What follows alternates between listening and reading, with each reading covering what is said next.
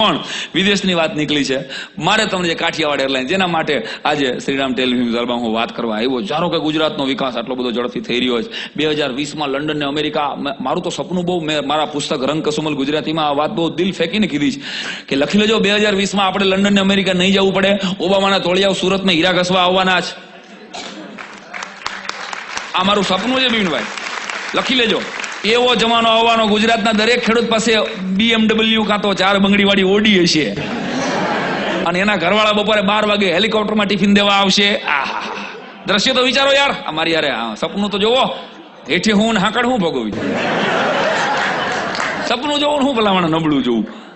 વિચાર તો કરો. ડર કરતા આકાશમાંથી ઉતરા રે ભોળી ભવાની માં, ઉતરા એવા નતરા રે ભોળી ભવાની માં. નીંદણ વાટીને વયા જશે. દ્રશ્ય તો વિચારો. ઓલો ગુજરી ગયો, બાકી મારે અશોકભાઈ ઓલા માઇકલ જેક્સન ની ઘરે રાંદલના લોટા તેડવા હતા. એ પેલા એ વયો ગયો. મારું સપનું છે એન્જલિના બેન જોલી જેવી બહેનો આપણી શેરી વાળવા આવશે અને એટલે આપણે વહેલાય ઉઠશું, કચરો કાઢી દેવા. મારું સપનું બહુ જોરદાર. ધોળિયા બધાય ચટાપટાવાળા ચડા પહેરીને રાજકોટમાં, અમદાવાદમાં, અમરેલીમાં, કચ્છમાં સટલિયા છકડા રિક્ષા હાંકતા હશે. દ્રશ્યો તો વિચારો યાર. મારી યાર સપનું તો જોવો. પીટર ને, થોમસ ને, સ્ટીફન ને, કુક ને, એડવિડ ને, ડેવિડ ને, જોસેફ ને, મેકવાન ને, સ્ટર્લિંગ ને ચટાપટાવાળા ચડા પહેરીને ઉભા છે. 5 રૂપીસ ગાંધીગ્રામ. Anybody for ગોતા ચોકાડી? માતા પર ચોકાડી 5 રૂપીસ. નો બાર્ગેનિંગ પ્લીઝ ભાઈ. 2 મિનિટ તો વિચારો. ધોળિયા અહીંયા આવ્યા. શાકીરાબેન ને મેડોનાબેન ચણિયા ચોળી પહેરીને માતાજીના ગરબા ગાશે. વાઇબ્રન્ટ નવરાત્રી. અને ગરબા હશે કેવા? નદી કિનારે નાળિયેરી તમે બધાએ સાંભળ્યું હોય. એમાં ગરબા ઇંગ્લિશમાં ગવાશે. રિવર બેંક કોકોનેટ ડી રે બ્રધર કોકોનેટ ડી રે.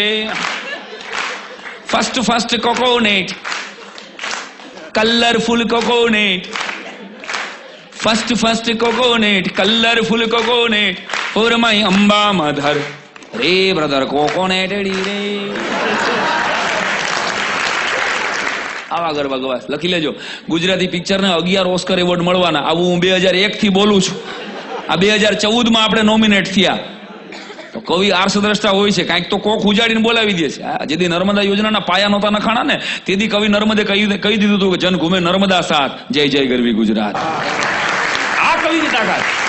તો હું તો 2001 થી બોલું છું. ગુજરાતી પિક્ચરને એક દી ઓસ્કર એવોર્ડ મળવાના. ધ ગુડ રોડ હમણાં નોમિનેટ થયા. મળે કે ન મળે રામ જાણે. પણ મારું સપનું એ છે સાહેબ કે તમારા બધાના આશીર્વાદ છે ને તો આ ભાઈડો વ્હાઇટ હાઉસમાં એના ખર્ચે ડાયરો કરવા જવાનો છે.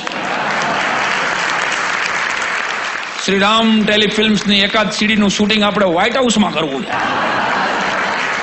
સપના કેમ નબળા જોવા ભાઈ? Life is a no push button. Dreams is a no expiry date.